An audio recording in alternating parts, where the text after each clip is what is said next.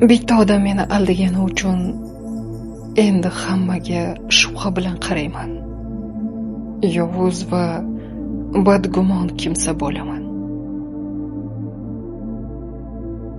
O'zingga tegishli bo'lmagan narsani va'da bermaslik kerak.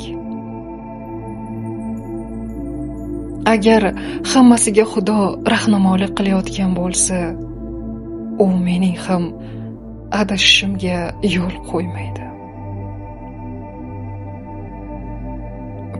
Pulda sehrli kuchini ko'rsatishga ham ulgurdi. Pul bo'lsa, odamga yolg'izlik ham uncha bilinmaydi. Qo'ylarga mazzada biror narsa haqida bosh qotirishning hojati yo'q. Yalqovlik har qanday baxtning ibtidosi va har qanday falsafaning intihosi. G'azabni g'azab bilan emas, kulgu bilan yengish kerak.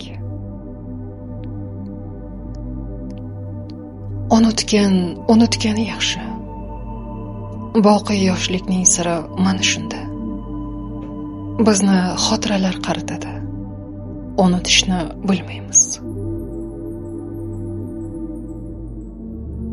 Urushib turmasang, sevgining umri qisqa bo'ladi.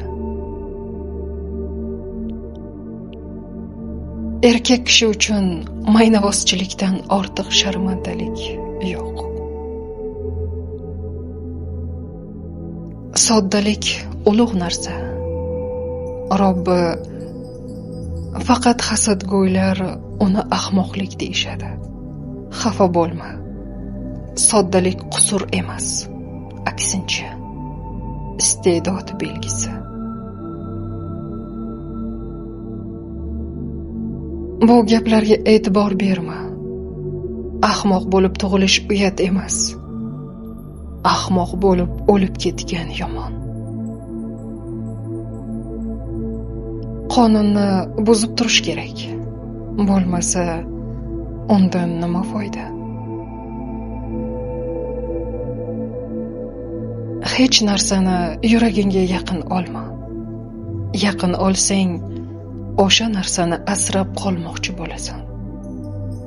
Bu dunyoda hech narsani mangu asrab bo'lmaydi.